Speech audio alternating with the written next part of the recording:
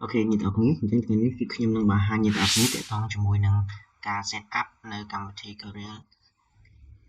Full បាទអញ្ចឹងដើម្បី set up នៅកម្មវិធី Corel Full បានអ្នកនាងត្រូវ download នៅក្នុងកម្មវិធី Corel បាទ Full មួយនេះហើយបើសិនជាអ្នកទាំងអស់គ្នាចង់បានអីអាច login អាចចូលនៅក្នុង Telegram join នៅក្នុង Telegram របស់ខ្ញុំទៅក្នុងហ្នឹងគឺមាន link បាទមាន link របស់ Corel ហើយអាច down យកទៅប្រើប្រាស់បានបាទឥឡូវនេះគឺខ្ញុំនឹងបង្ហាញតាម step នីមួយៗនៅក្នុងការ set up full បាទឥឡូវយើងមាននឹងមួយមកបាទ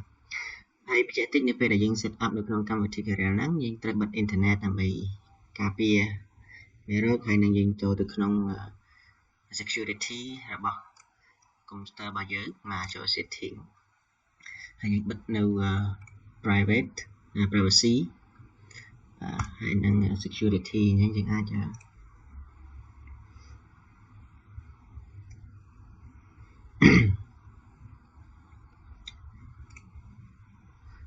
បាត់អីចឹងទៅក៏បានដែរណា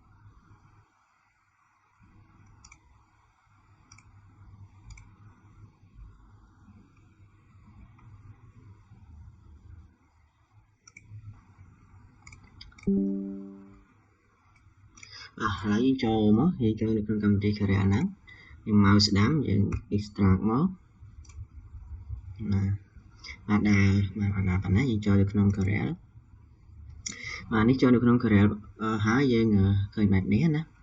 បាទនៅក្នុងនេះយើងមានកន្លែង Corel មួយទៀតទាក់ទងជាមួយនឹង Corel Draw Graphic Suite 2024បាទ version 25.2 បាទអូខេយើងកន្លែង open with យើង open with WinRAR មកហើយចូលកន្លែងនេះយើងចូលយកពាក្យថា extract to ហើយយកពាក្យថា OK លេខកូដរបស់វាគឺ1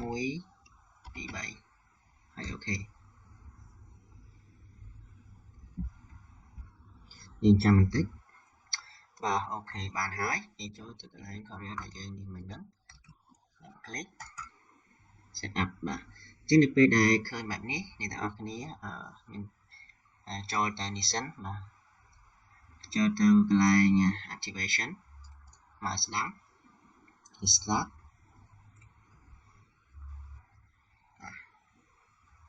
គេបែបនេះអ្នកចូលកន្លែងខាងលើ CDR មកស្ដាំ extract អូខេអញ្ចឹងយើង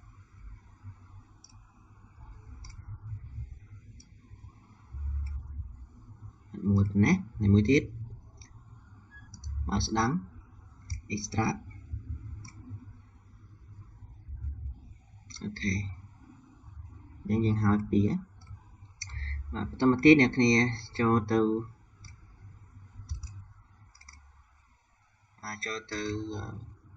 Corel នឹងដដែល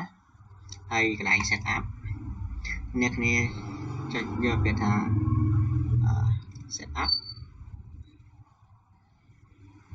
ហើយយើងរងចាំបន្តិចចូលកន្លែងនេះយើង scroll មកខាងក្រោមគេបំផុតខាងនេះយើងយកពាក្យថា agree បាទកន្លែងនេះទាក់ទងជាមួយនឹង serial number យើងមិនហ្នឹងយើងចូលកន្លែង activate មាន2កន្លែងនេះណាបាទអញ្ចឹងយើងយកផ្នែកខាងលើទាក់ទងជាមួយនឹង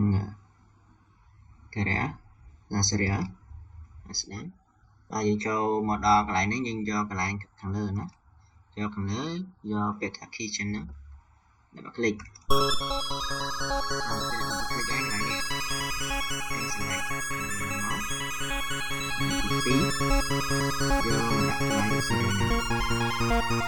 ើងចុចនេះ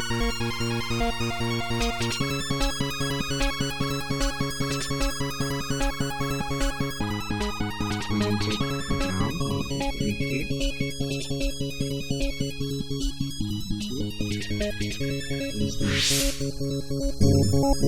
អាចបិទសិនទៅបន្ទាប់ពី set up ហើយ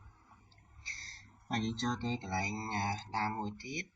យើងអត់ទាន់បានប្រើ full ទេយើងនឹង click លើហ្នឹងមកហើយយើង run អូ នេះជា continue ទៅអូខេនឹងមួយយើងចូលមួយទៀត run ដូចគ្នា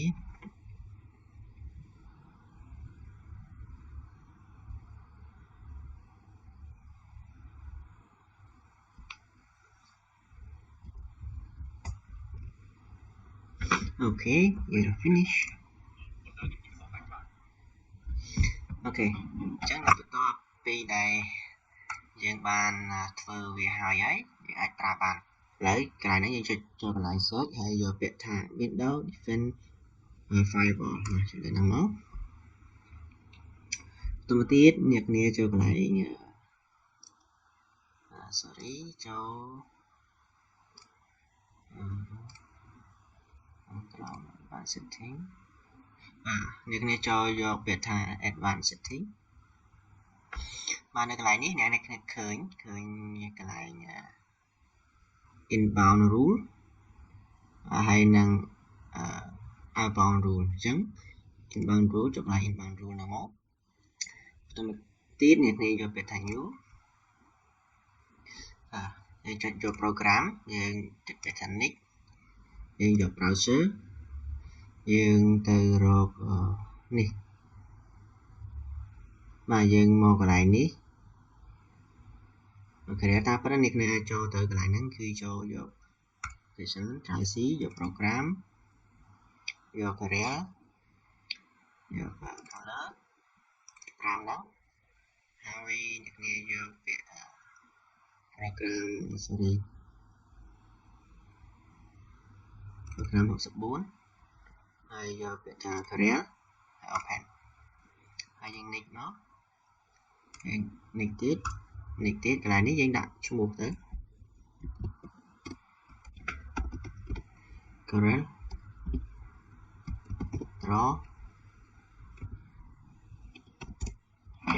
2024ហើយ finish ហើយខាងក្រោមដូចគ្នាដែរ outbound សិតលើនឹងដូចគ្នា program ដូចគ្នា browser ចុចកន្លែងហ្នឹងមានស្រាប់ហើយចុច career enter ហើយហ្នឹង next យើងដាក់ career draw 2024 T អញ្ចឹងទៅហើយ finish មកអញ្ចឹងមានន័យថាកន្លែងហ្នឹងគឺយើងមិនចាំបាច់ប្រើអ៊ីនធឺណិតក៏ប្រើបានដែរណាទាំងអស់ឥឡូវយើងទៅមួយទៀតកន្លែងនេះ Figure ស្ដាំ Extract ទៅទៀតយើងចូលកន្លែងហ្នឹងមក Copy ហើយយើងចូលទៅ Ctrl C ទៅដល់ File Career Draw